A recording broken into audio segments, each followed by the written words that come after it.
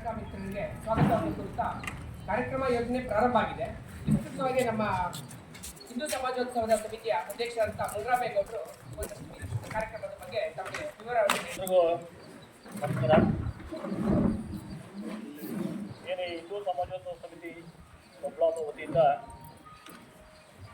28-29ನೇ ತಾರೀಕು ನಡೆಯುವಂಥ ಕಾರ್ಯಕ್ರಮಕ್ಕೆ ಆ ವಿಷಯದಲ್ಲಿ ವರದಿ ಮಾಡಲು ಬಂದಿರತಕ್ಕಂಥ ಎಲ್ಲ ಮಾಧ್ಯಮ ಮಿತ್ರರಿಗೆ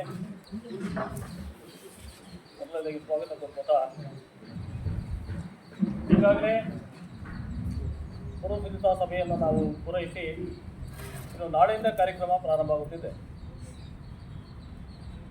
ಈ ಸಮಾಜೋತ್ಸವದ ಪ್ರಯುಕ್ತ 28-29ನೇ ತಾರೀಕು 2 ದಿನ ಬಹಳ ಬೃಹತ್ ಕಾರ್ಯಕ್ರಮವನ್ನು ದೊಡ್ಡಬಳ್ಳಾಪುರ ತಾಲೂಕಿನ ಎಲ್ಲ ಹಿಂದೂ ಬಾಂಧವರ ಸಹಕಾರದಿಂದ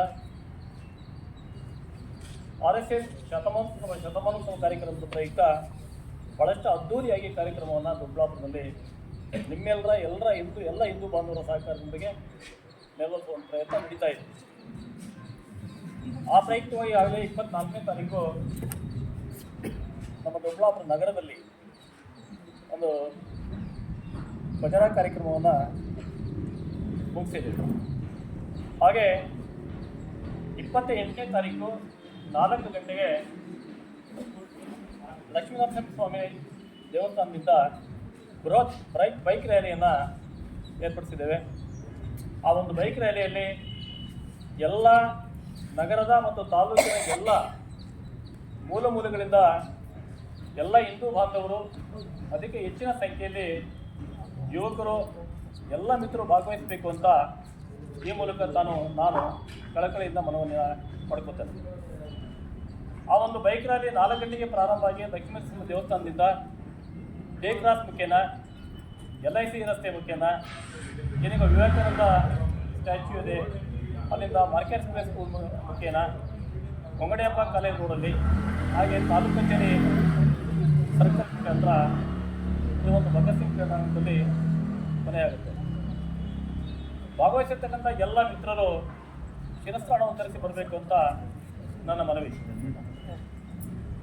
ಹಾಗೆ 29ನೇ ತಾರೀಕು ಈ ಒಂದು ಸಮಾಜೋತ್ಸವ ಪ್ರಯುಕ್ತ ಇದೇ ಭಗತ್ ಸಿಂಗ್ ಕ್ರೀಡಾಂಗಣದಲ್ಲಿ ಬೃಹತ್ ವೇದಿಕೆಯನ್ನು ಏನೀಗ ನಮ್ಮ ಧರ್ಮಸ್ಥಳ ಶ್ರೀ ಕ್ಷೇತ್ರ ಇದೆ, ಆ ಒಂದು ಮಾದರಿಯಲ್ಲಿ 160 ಅಡಿ ಉದ್ದ, ಒಂದು 80 ಅಡಿ ಅಗಲ, 60 ಅಡಿ ಎತ್ತರದಂಥ ಬೃಹತ್ ವೇದಿಕೆಯನ್ನು ಏರ್ಪಾಡು ಮಾಡಿದ್ದಾರೆ. ಆ ಒಂದು ವೇದಿಕೆಯಲ್ಲಿ ಈ ಒಂದು ಸಮಾಜೋತ್ಸವ ಪ್ರಯುಕ್ತ ನಗರದ ಮತ್ತು ತಾಲೂಕಿನ ಮೂಲೆಗಳಿಂದ 101 ಇನ್ನೂ ಅಧಿಕ ದೇವರುಗಳ ಪ್ರತಿಷ್ಠಾಪನೆಯನ್ನು ಏರ್ಪಾಡು ಮಾಡ್ತಾ ಇದ್ದೇವೆ.